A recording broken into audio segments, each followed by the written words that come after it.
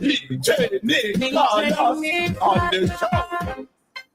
When you hear the trumpet or the flute, you know it's about to time to put your people in a time. Get it out of you want to use your country of chocolate. When you want so easy, I'm in body. How many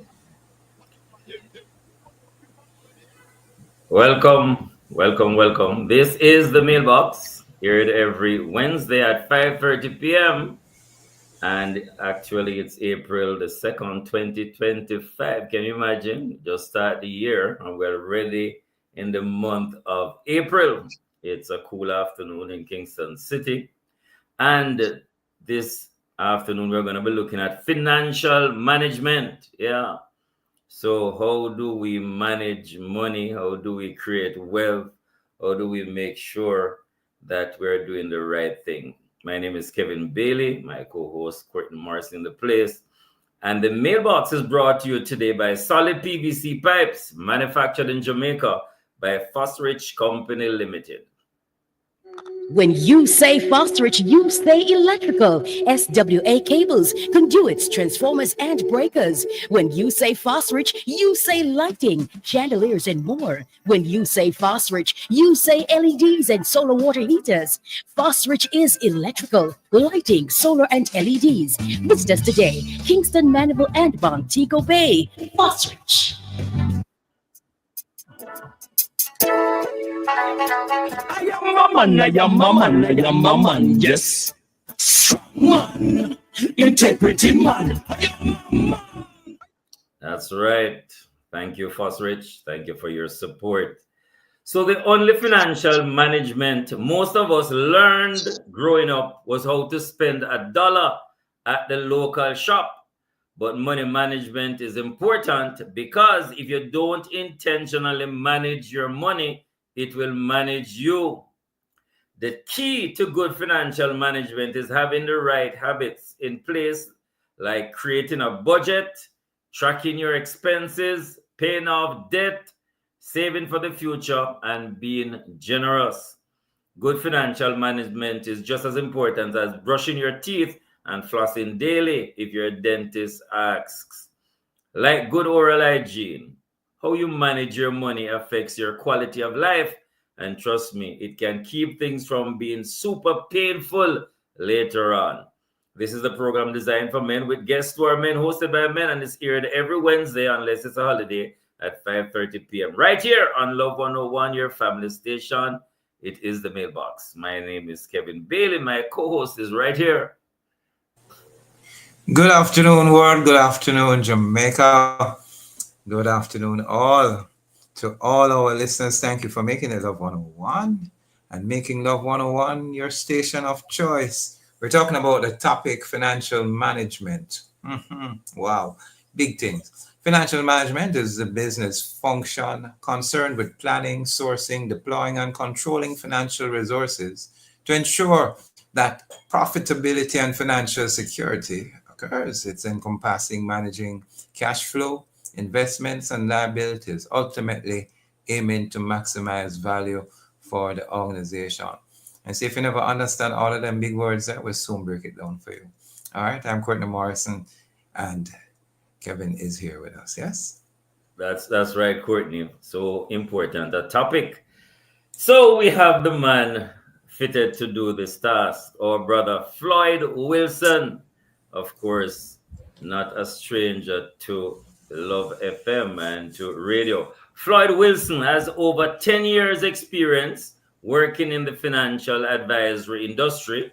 He previously worked as an investment advisor at Mayberry Investments and Proven Investments. He's now working as a financial advisor at Cooperators in Ontario, Canada. He is a graduate of the University of Technology, Jamaica, with major in finance and marketing. He's married to Tamaya, and they have 3 young daughters. He served for several years as a UCCF staff worker with SCFSU and spent close to 10 years hosting the student-focused program Campus Connection on the 101 FM. That's right. Oh gosh, welcome, Floyd. Good to see you. Hey, big up, man. How you doing, man? Oh gosh, we are doing great. Courtney, you're muted. Courtney, check you're muted. Hey Floyd, great to Thanks have you. much. Great. Yeah, greetings, Kevin. Greetings, Courtney. It's great to be with you guys. Blessings. It's good to have you with us. It's Yep. great to have you doing something different than what you normally do on air with us. So we're going to jump into this today and we're going to push you a little bit hard. I hope you don't mind. Hey, I don't mind. And let me just start off by just commending you guys. You guys are doing a fantastic job in terms of just being faithful, serving men, just putting out content out there that's empowering men and just helping men, just being better fathers, being better man. I just want to big up you guys for your faithfulness and the work that you've been doing. Thank you.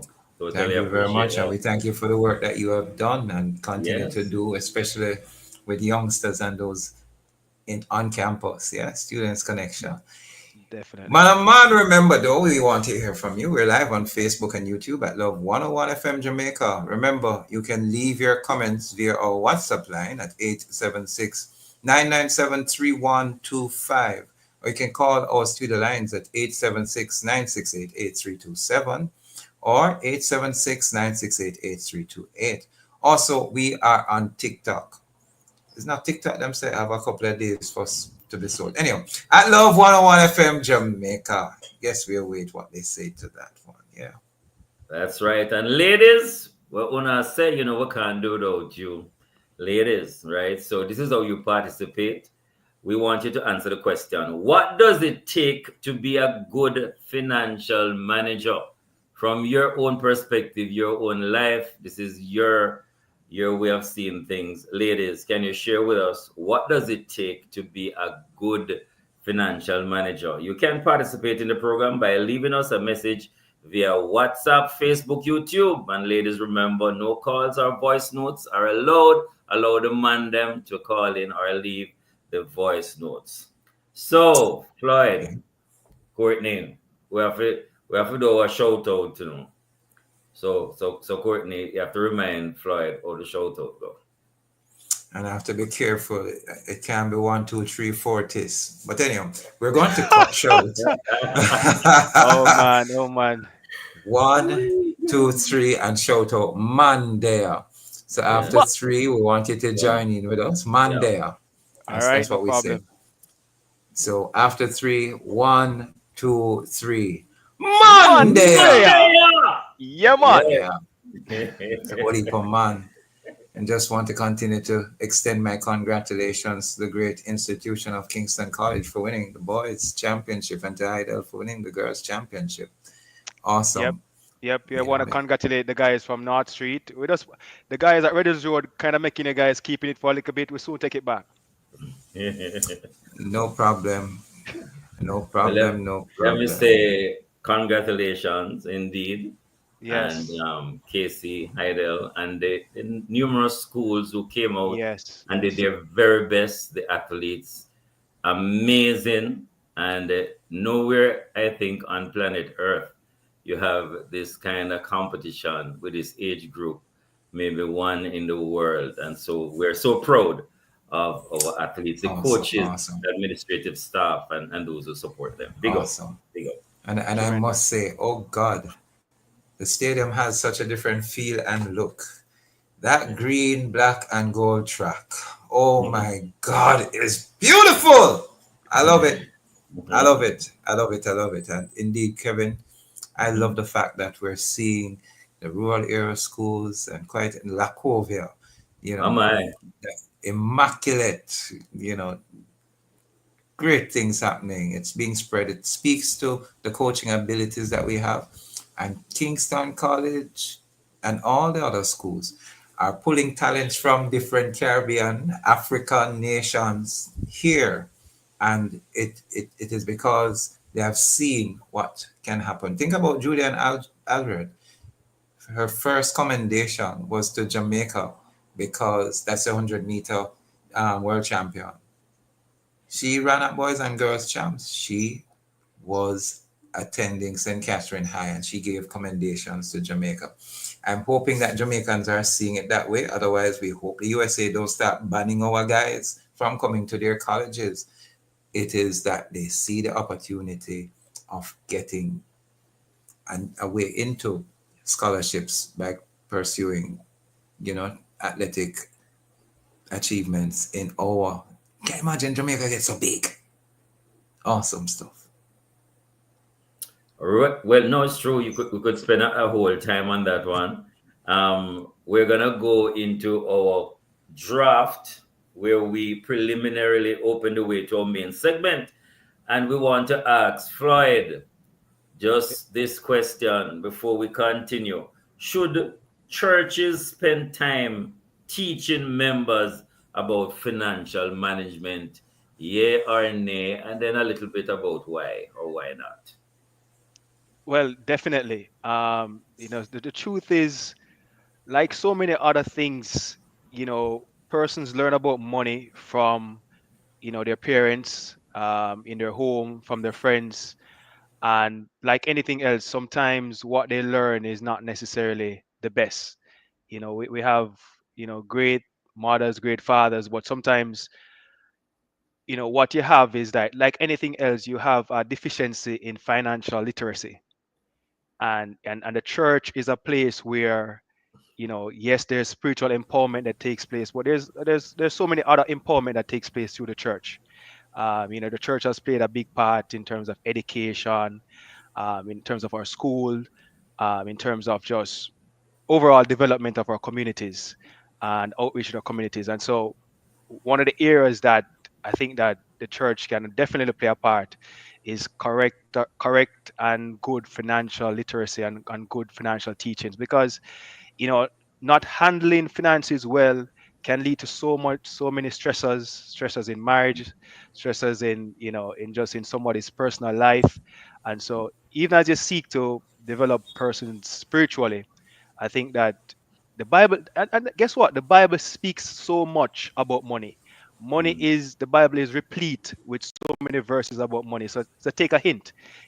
Money is a big thing, and handling money the right way is a big thing to God.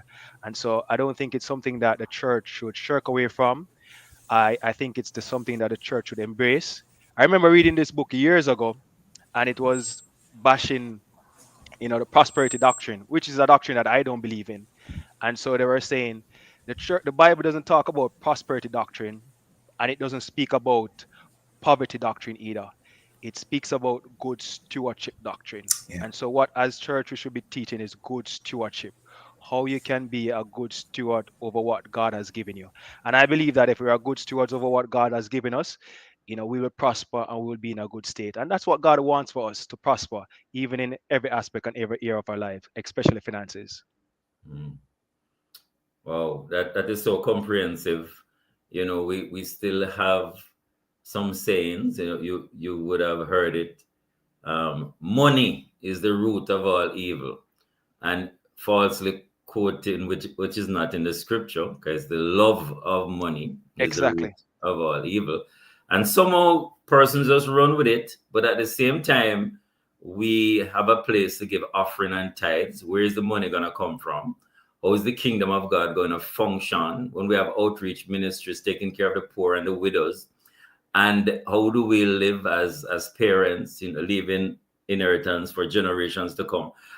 We're going to ask you so many questions here, Floyd, because I really believe that we need this either education or re-education, Yep. so that we have a proper perspective about money. Not only that, we see the scripture, as you mentioned, good stewards, great stewards, talking about the shrewd accountant, how to handle and ensure that even if you mismanage, how do you at least correct as well? So there are so many instances in scripture that we can refer to when it comes on to handling money. We have to handle it wisely. Money is a good servant, but it makes a poor master. So we can't allow it to become our master. Not true, Floyd? Yeah, and that's the truth of it, is that some of us have the wrong concept and wrong mindset around money. Even myself, when I was growing up, I had a wrong mindset about money. I thought that money was something that corrupts. Money Mm. was something that is almost like you had to do something unscrupulous to have a lot of money, you know, and it is almost like, you know, persons who had a lot of money, in the back of your mind, you were thinking probably they did something, you know, conniving or something to get to, you know, to outwit other people. But as I got older, you know, I got around some people who have money, and I realized that you have some people who are even poor who love money more than some people who are rich. You know, So true, and Floyd. Floyd, yeah, we're gonna ask you to just hold that thought. We're gonna take our first break. We're yes. gonna go to studio. Courtney Morrison, Kevin Bailey in the place with a very special guest, Floyd Wilson. We go to the studio, then we'll be back after these messages. I am a man, yes. Man. Integrity man. I am a man. When you say Fosterich, you say electrical. SWA cables, conduits, transformers, and breakers. When you say Fosterich, you say lighting, chandeliers, and more. When you say Fosterich, you say LEDs and solar water heaters. Fosterich is electrical, lighting, solar, and LEDs. Visit us today, Kingston, Mandeville, and Montego Bay. Fosterich. Sharing the experience at Fontana Pharmacy. We have a wide variety of items in store just for you. Fill your prescriptions while you shop. And senior citizens enjoy 10% off. Shop household, cosmetics, toys, and many other departments. We also offer curbside pickup and delivery. Visit our website at fontanapharmacy.com. Fontana Pharmacy, where it's all good inside. The following is brought to you by the Office of the Prime Minister. Great news, St. Thomas. The Jamaica Urban Transit Company is now in your parish, bringing safe, reliable, and affordable transportation right across your doorstep. We understand the challenges citizens face in the rural communities, and this is why the government is working hard to provide ease of transportation to all citizens across Jamaica. With easy to access routes, we can now travel comfortably to Kingston and beyond. No more long wait and travel time. We have more travel options. St. Thomas, your journey just got better. Ride with JUTC. Safe, reliable, and affordable transportation for all. Well, I'm very comfortable. A long time St. Thomas did a brochure like this. Easier and cheaper. I am a man, I am a man, I am a man, yes. Strong man, integrity man. I am a man. Welcome back to the program. This is the Mailbox. I'm Courtney Morris, along with Kevin Bailey, my co-host.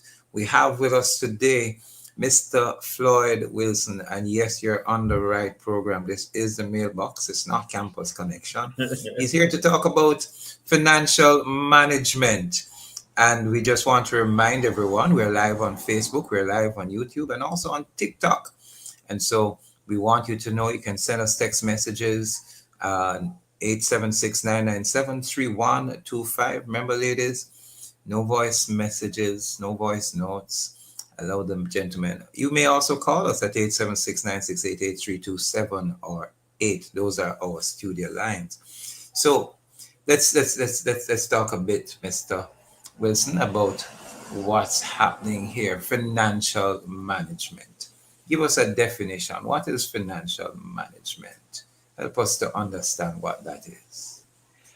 I think for me, I would describe financial management as you managing your finances in a way that you are able to cover your expenses, have put aside savings, and live within your means.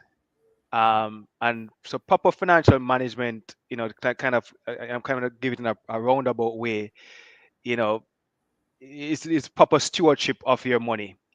And, you know, and that includes, as I said, as you mentioned some of them in the start of the meeting, living on a budget, living within your means,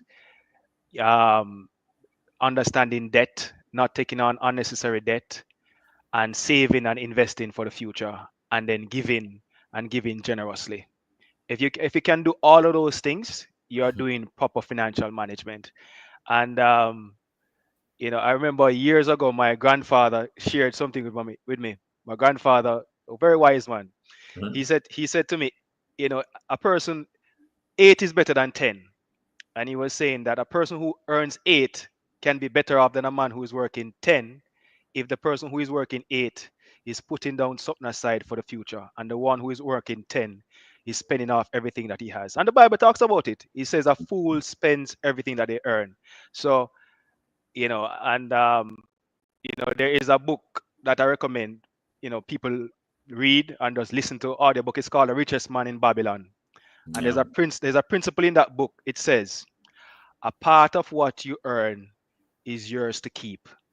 And so one of the number one and the best ways that we can create wealth, and I do believe that we can create wealth, even if we are earning a small amount of money. We don't need to be earning a small amount of money. We can earn more as we go on by improving ourselves.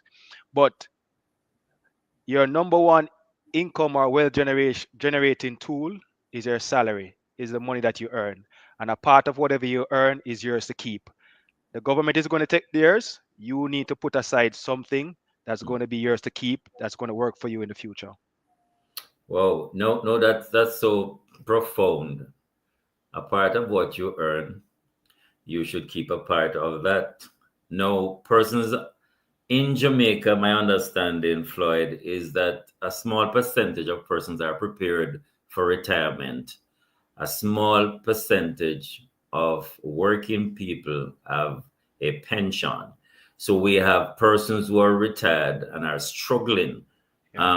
Persons have not been able to meet their goals. How do you break down this thing? Because people have this perspective that you have to earn a whole heap of money in order for you to create wealth. But I am hearing you say something differently. Can you break it down? And especially this big word called budget. What is that? Is it a car? Is it a truck? Oh, you work through that. Help us to understand that. We're just coming out of the budget season in terms of the government budget. And basically, a budget, is the money that you collect. And in the terms of the government, they collect taxes. And then the government now has to allocate, these taxes to different areas in the government so the country can run properly. If you take it at home in your home, a budget is where whatever you earn, you then dictate how that money is spent. So it's almost like you telling your money where to go. And so that means not just having it in your head. I recommend that you write it down. You can have an Excel sheet, or all of us nowadays, we have a smartphone. We can just go on whether Apple Store or Google Store, download a budget app. That's the first principle. You have to know where your money is going. You have to keep track of your money. If you're not going to keep track of your money is just going to be in your pocket and just gone tomorrow. So it starts that a budget is just you telling your money where it should go. Thank you, Sir Floyd. You explained that so brilliantly. How do persons who want to start a budget, they have no idea what to do, what to write, how to put it down? What is an income? What's expense? How does one really put together a budget? So I would say take a piece of paper, an empty sheet of paper, right on the top of the paper, income. And your income is going to be any money that you get in on a monthly basis. It could be your salary. It could be that you do some part-time hustle. It could be that you do, you have some kind of remittance coming in from overseas. You have your pension. That's your income. Then your expenses. Normally I start you shouldn't really call this expense, but I start off with my tithes.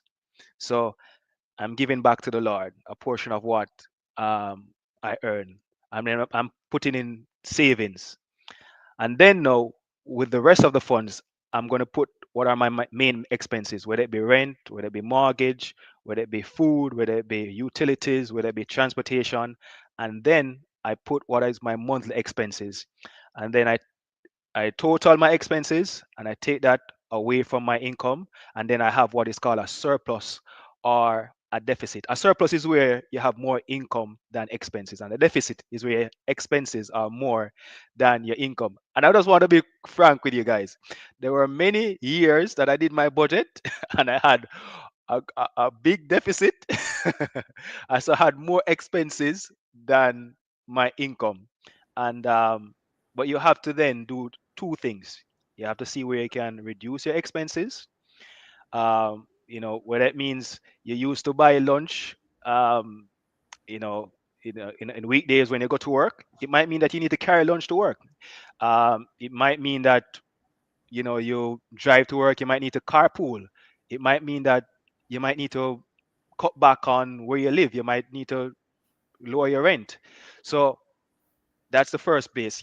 Try to reduce your expenses. Just try to live within your means. And then on the next side, you can only cut so much, right? You have to grow your income. And so if you are earning a certain income today, you can upskill yourself. You can do a side hustle, as I said, and then you can increase the income side so that you are no longer living with a deficit, but you're living with a surplus. And the extra money, you put it aside for investment for the future. Well, Floyd, before we take our next break, you mentioned just the order of things. Your tithes first and your savings. Persons logically think that they leave savings for the last, so they would put the bills, the important thing, what they consider the rent or the mortgage or the utilities, and then by the time they reach down the bottom, there's nothing to save. But you prioritize saving. Tell us why. What's the rationale for that, or is there this philosophy? And yeah, talk to us about that. I'm going to tell you something. So I'm going to come to savings, but I'm going to start off with tithes first. So years ago, when I just got married, a group of us had a Bible study about tithes, and I was very convicted about that, because I'm saying, Lord, you realize that what I'm earning is not enough to take care of the family. But I was just convicted from the Bible study where they said, do you think you are better at managing the 100% than God is able to manage the 90%? And so in my mind, God is able to manage my 90% better than how I'm able to manage my 100%. And I took that step of faith of giving faithfully to my tithes. And, I just saw the Lord being able to just provide, for my expenses. And then the savings aspect of things, the reason why the saving has to be the aspect, it goes back to the principle of my grandfather said, if you spend everything you earn, 8 is better than 10. If you spend everything you earn, you are going to be worse than the man who is working 8 and he's saving something. You have to put aside something today for tomorrow. I've met people who are very humble earnings, like a teacher.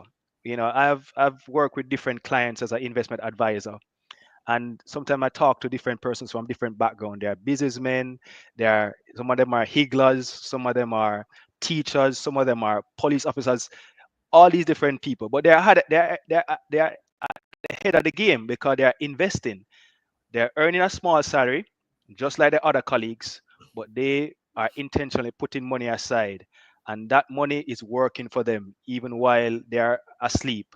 And so, yes, it's hard, but they made the sacrifice of putting aside the money, and then in the long run, they saw the fruits of that. There is a book that I read years ago called Rich Dad Poor Dad by Robert Kiyosaki. Yeah. And it talks about the fact that the poor and the middle class spend a lot of money on expenses, while the rich and the investors spend a lot of money on assets. So what you want to do is that you want to not spend everything that you have on expenses.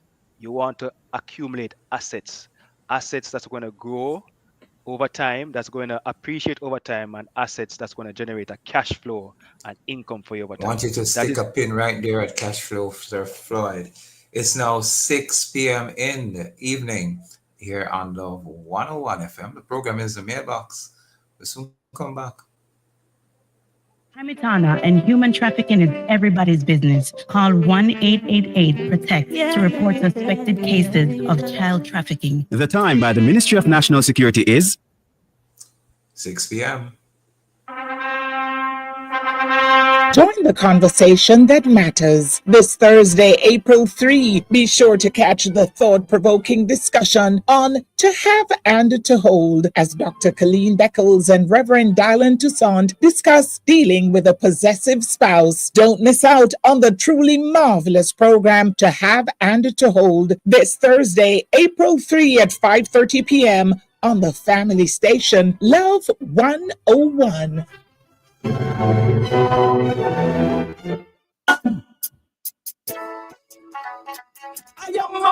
am a man, yes. Strong man, integrity man. I am a man. Welcome back. This is the mailbox here every Wednesday at 5:30 p.m. unless it's a holiday. And so this is where we challenge, encourage, and empower our men to become all they were created to become. Kevin Bailey, Courtney Morrison in the place. Our very special guest is Mr. Floyd Wilson. And we're having this stimulating, informative, challenging conversation about managing your finances. So we have one of our listeners says, "Good afternoon, gentlemen. I think it's Loy Campbell. And I always say, every individual should be mindful of this perspective. It is not what we earn, it is what we save from what we earn. Some may say, I don't earn enough. However, it takes discipline and strong motivation."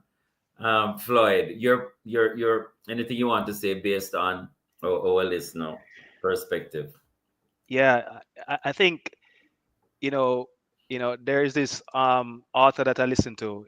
He says, "What's the difference between a successful person and an unsuccessful person?" And I would say, in the same way, what's the difference between somebody who manages their money well and a person who doesn't manage their money well? They do what is uncomfortable, and so the person who is not successful, or the person who is successful, doesn't like doing what makes him successful. Getting up early, spending the extra time, putting in the extra work, perfecting their tasks. But that's what's going to make the difference. And I think what you asked, what you talked about, Kevin, about just making a priority of your savings. If you don't develop that discipline, it's almost like, and I have to go back to your tides. Sometimes persons find it hard to tide from $10,000. That's putting aside, $1,000. But what if you were earning $1 million? How easy would it be for you to tide 100,000? But because you develop that principle of being able to easily just give 1/10, paying $1,000 is easy. So you have to start there. Putting aside $1,000 might seem hard when you're just earning $10,000, but you have to start having that discipline. And then another thing that you have to do is that when you increase your income, don't suddenly increase your expenses.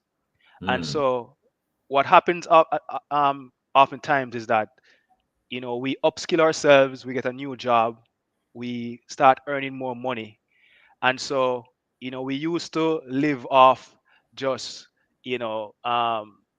carrying food to work without saying, all right, I need to go and buy lunch, I need to go to fancy restaurant, I need to get takeout.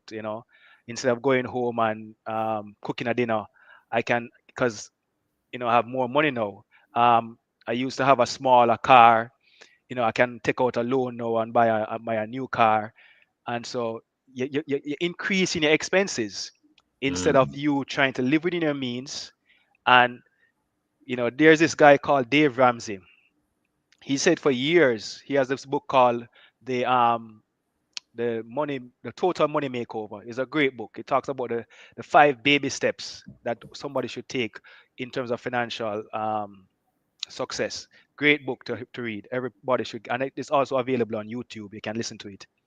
But he said that for years him and his wife drive what in Jamaica would call a pot. You know, is it's like a liquor car. Them just them it's almost like them just like you have a deportee like in Jamaica now them laughing about the Pro Box. You know, you just have that Pro Box and you just drive it. You don't watch what the Joneses are driving, but you're living within your means. You know, and you're accumulating assets. You're accumulating assets that's going to grow for you over time, and I think that's a very important thing. As individuals, we need to grow assets. We need to have things working for us. We need to buy stocks. Nobody, when I was growing up, talked to me about stocks. Nobody talked to me about bonds. Nobody talked to me about, instead of just having a savings account, having an investment account.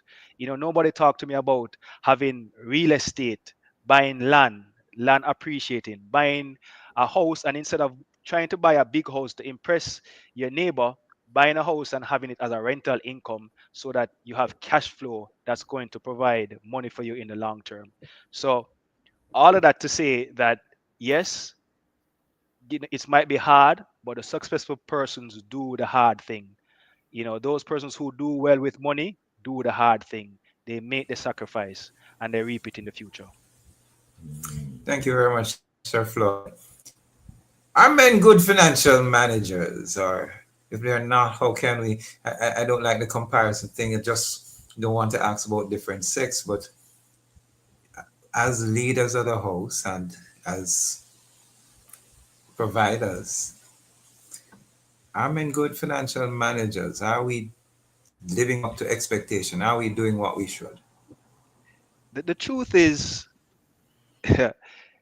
there are some persons you have to have an honest conversation in your household. There are persons who are savers and there are persons who are spenders. And, you know, God forbid both of you are spenders. It's normally good when either the husband is a spender or a saver and the wife is a spender or a saver. And so that person can be the one who manages the money. So, you know, in my marriage, my wife is the administrator.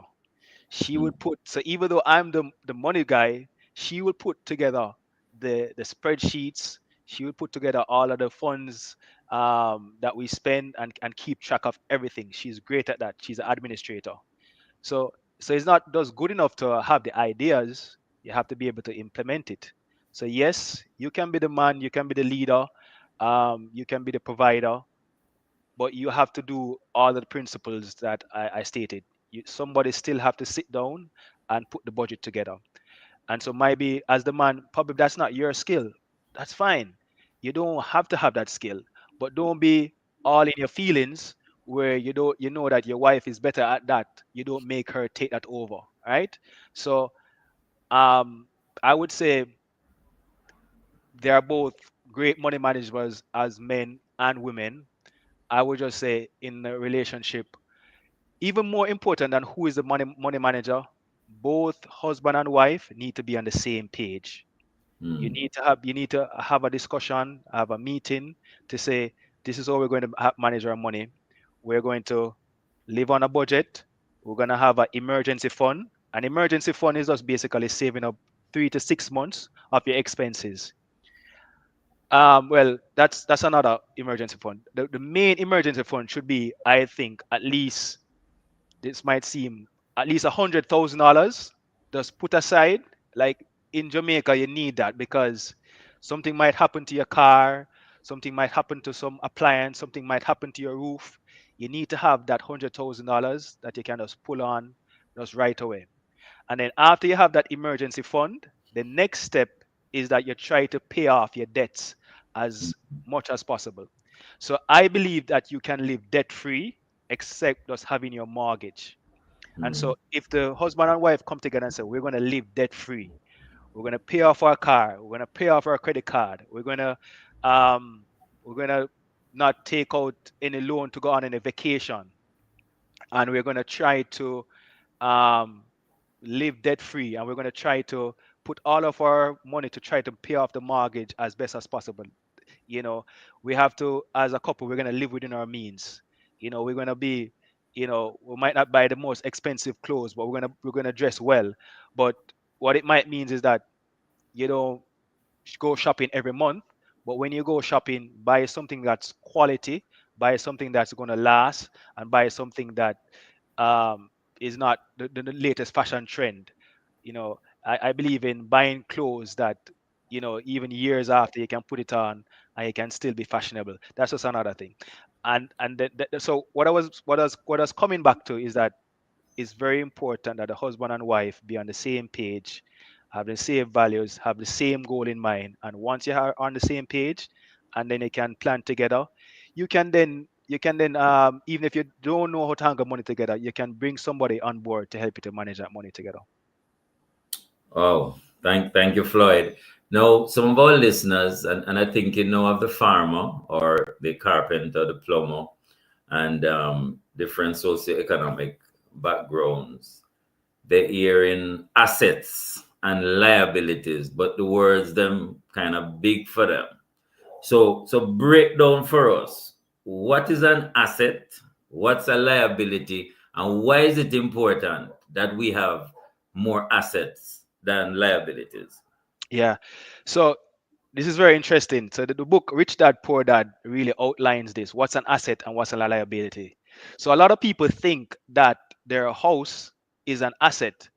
It's an asset in some degree, but it's also a liability in the outset, because every month you have to be paying that mortgage and there's no money that is coming back from that asset. An asset is something that is going to accumulate or grow in value over time, or that gives you some kind of cash flow. A liability is something that is basically taking money from you and there's no cash flow from it. It's just an expense. So for a farmer, an asset for him would be a piece of land, and it's going to appreciate in value. But even greater than that, when you put the crops on it and the crops grow, it's a cash flow for you because you're getting income out of it. Mm-hmm. If you get a tractor, and you took a loan to pay for that tractor in itself, there's a liability because there is a loan. You have to pay back the bank to pay for the tractor. So the tractor is a liability. You have to pay for that each month. Your light bill is a loan. You might have to pay for water to come and to irrigate the land. That's an expense. Your assets are, as I said, those things that are going to accumulate in value over time. If you have stocks in a good growing company is going to appreciate in time. Break that down, Floyd, because like stocks, people just hear the name, they don't know what it is. They think stocks is rich people talk. Yeah, they're not sure, so kind of educate us, that person from first job, or the person not so sophisticated. But what's a stock really? Yeah, so interesting. My father bought, I'm not doing free advertisement here, but my father bought a stock years ago, and it was at home. It was like he bought stock in cement company, and so it was just this piece of paper, and it just had cement company on it, and it had like about 1,000 shares. And so I said, Dad, what's that? He said, I'm a shareholder. So a shareholder, or somebody who owns stocks in a company, is a part owner of that company. And as the value of that company grows, you as a stockholder, your value or your portion of that portfolio grows. So I don't want to really kind of, overestimate in terms of the value of a stock, but cement company is a great stock to show how that can grow in value. So about 20 years ago, I think cement company's stock was going for $8 per share. So $8 per share, if you had 1,000 of those shares, your stock would have been worth $8,000. Now, even if you have 1,000 of those shares, right now, cement company is about in the range of about $78 to $80. So run it up to $80. So what that means is that 1,000 stocks that you have, that 1,000 shares that you have as a shareholder, is now valued at $80,000. So that $8,000 investment that you purchase, or 1,000 shares, is now valued at $80,000.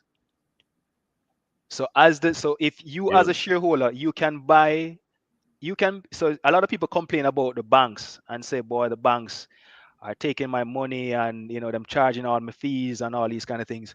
You can be a part owner of that bank. So Michael Leachin is benefiting from, and I respect Michael Leachin as a great entrepreneur and a business leader. He's making money from being a shareholder of the company. You can also be a shareholder. You can go and start a stock account today and be a shareholder and be a part owner of NCB. You can be a part owner of JMB. You can be a part owner of Jamaica Boilers. There are several great companies that are on the stock market. You can be a part owner of Sagicor. And the good thing about stocks is that it can be intergenerational. You can pass these stocks on to your children, right? Stick up in right there about passing that on to our children. It's now 16 minutes past 6. This is our final break. The program is The Mailbox. I'm Courtney Morrison. Sitting in with me is Kevin Bailey, and our guest is Sir Floyd Wilson. We're talking about financial management, stocks. Hey, let's find out how we can become wealthy or at least manage our finances better. We'll come right back after these messages. When you say Fosrich, you say electrical. SWA cables, conduits, transformers, and breakers. When you say Fosrich, you say lighting, chandeliers, and more. When you say Fosrich, you say LEDs and solar water heaters. Fosrich is electrical, lighting, solar, and LEDs. Visit us today, Kingston, Mandeville, and Montego Bay. Fosrich. Share in the experience at Fontana Pharmacy. We have a wide variety of items in store just for you. Fill your prescriptions while you shop. And senior citizens enjoy 10% off.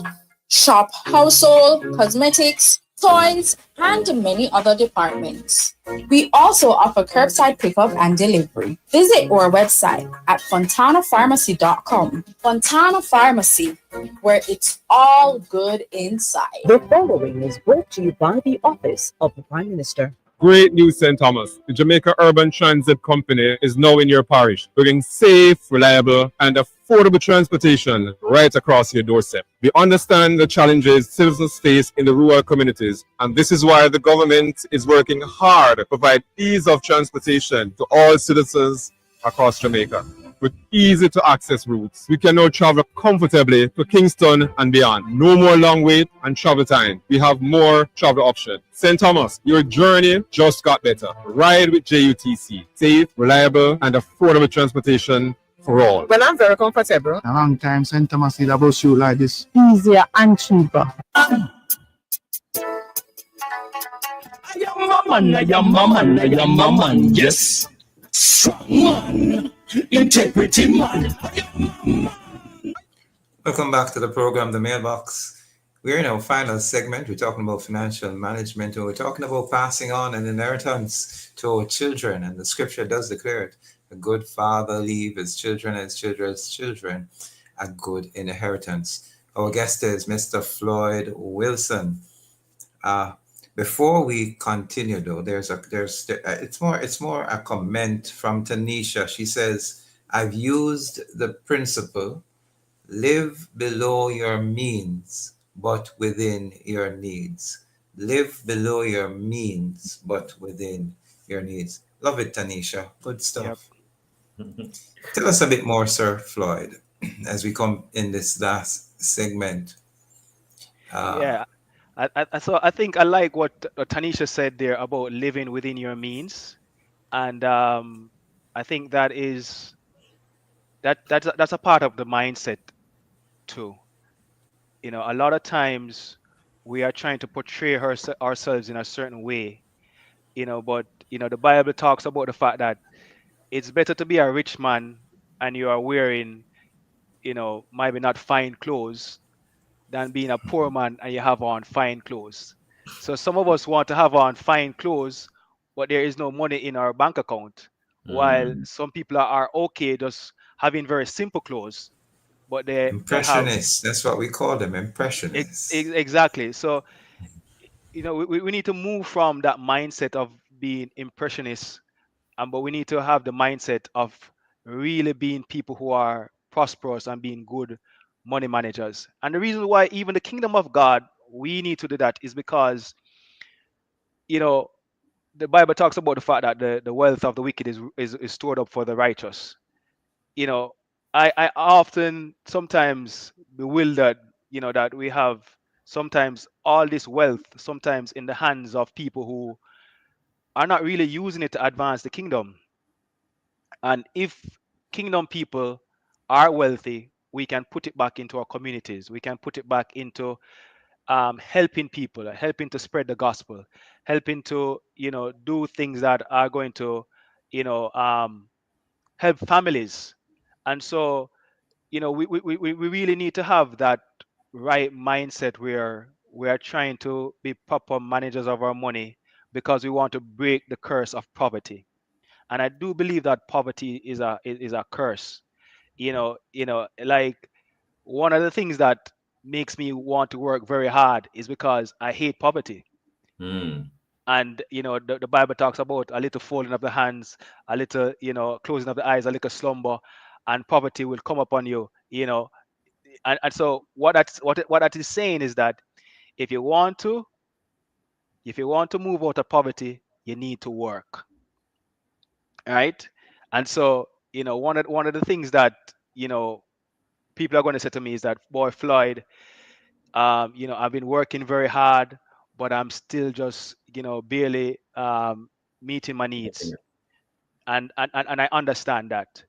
And you know, somebody once says, you know, is it your environment or is it your, you know, your nature or your character? The truth is that the environment sometimes affects your ability in terms of how you can create wealth because the opportunities are less, right? And so I would say, yes, there are harsh or challenging economic conditions in many countries. Jamaica has challenges economically, but there are also great opportunities also that are there. So it's for us, if we are in a certain state, I always believe that you should try to learn from others. And so if you are doing a certain job, and as I go back to what I said before, and you're earning a certain income, it might mean that you need to upskill yourself. There are so many different things that you can learn now to upskill yourself. You can learn a trade. You know, a lot of people despise trades, but it's so hard for me to find a good plumber. It's so Yeah. hard for me to find a good electrician. It's so hard for me to find a good mechanic. And let me tell you, if you are a good plumber, you will pay that plumber so much money if you have a dripping pipe or had a clog toilet, you know. Yeah. And so so you might say, boy, you know, I might not be earning much money right now, but there are so many different professions out there that if you upskill yourself, right now, Heart is available free for a lot of young people that they can upskill themselves. You can learn about AI.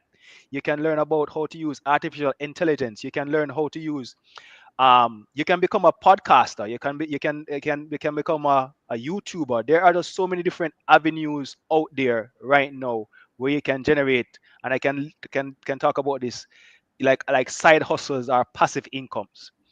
So we need to have that kind of mindset where we want to be, as I mentioned before, good stewards over what God has given us, because we want to be like that servant who God said, you know, I gave you 5 talents, I gave you 3 talents, and you were faithful over them. You know, I'm going to give you more. Don't be like the one who got the one and hide it. All of us have some kind of talent that we can use for the glory of God. And the truth is, all of this, what we're talking about finances, God is the one who will give us the ability to create wealth. He has given us the abilities. If we are lacking in knowledge in any way, the Lord asks us to ask of Him, and He will show us. And I do believe that He will show us ways to create wealth, even if we are in a bad situation right now. Thank you, Floyd. So here's a question, because sometimes in the church we have successful businessmen, entrepreneurs, persons who are doing well. But when you ask them, how do you create wealth? They say they just trust the Lord. They just say you must have faith. They never break it down and mentor you one to say what is a stock, what is a bond, how do you go and you buy the first piece of land, how do you come up as an entrepreneur. No, tell me how do we change this narrative, this mindset, so that persons in the church and in our communities would become mentors then that can take young men alongside them and teach them, because we don't know, and it's later in life now we're finding out, my gosh, we could have done this or we could have done that. Talk to us, Floyd. Yeah, that is so true that oftentimes we don't have that kind of mentorship, and thank God for the mentors in my life. I've had some great mentors. I have had some great men and even women also who have come alongside and have been so very supportive to me. I mentioned my grandfather. I mentioned some other, my past staff worker, Paul Morris, Reverend Stevenson Samuels, my pastors at Christian Life Fellowship. So many different men who have been instrumental in terms of helping me. But I think also that if you don't have somebody around you, you can also read books. A lot of the principles that I learned about money, it wasn't necessarily from other individuals. Yes, I learned from individuals, but there are so many books that are out there. I mentioned Rich Dad Poor Dad. I mentioned Total Money Makeover. I mentioned Richest Man in Babylon, The Millionaire Next Door. There are so many different books. There are so many different resources out there that you can use so that you're not financially illiterate. One of the greatest things, one of the greatest demise is that a lot of persons are not financial literate. And so if you're at the place right now where you feel financially in a bad place, the good news is that it doesn't matter if you're young or old, you can make a decision right now to be better with your money. And with the help of a good financial advisor, with the help of somebody who has done it before, you can take the steps to be better with your money. How does one get in touch with you, Floyd, to make this decision? This is our final comment. How does one get in touch with you? Well, persons can link me up on Facebook. I'm on Instagram. Persons can reach me out on LinkedIn also. What's your handle? Just search for Floyd Wilson on LinkedIn. I should come up. I don't know exactly my handle now, but just look for Floyd Wilson. Is there a telephone number that one can get you by?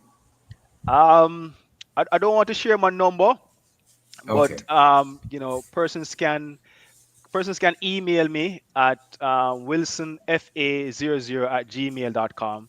They can email me, and just the truth is, I'm still learning about money. I'm still learning about finance. And if you want a good financial advisor, I can point you to a direction and somebody who you can talk to in one of the firms there in Jamaica. Thank you so much, Floyd Wilson, for host for Campus Connection, financial management. That's what we're talking about. So we say thanks to Dr. Nadine Blair, Operations and Programs Manager, our hardworking producer, Mr. Jermaine Johnson, to our technical support, Niku Angus. Thanks to you, Sir Floyd, again for being here. Thank you guys. So thank you guys. And much love to all the Love One-on-One team. Love you guys. Thanks for having me on. Bless you. We end the show with this quote. It's not your salary that makes you rich. It's your spending habits. Charles Jaff said that. That's right. And say hello to Tamaya for us as well. Great to see you again, Floyd. So that's it for our show this week. Catch you next week, Wednesday, April 9, 2025. Same place, same time inside the mailbox. The mailbox was brought to you today by Solid PVC Pipes, manufactured in Jamaica by Fosrich Company Limited. So, same place next week, Monday. Yeah. Blessings. Yes, strong man, integrity man.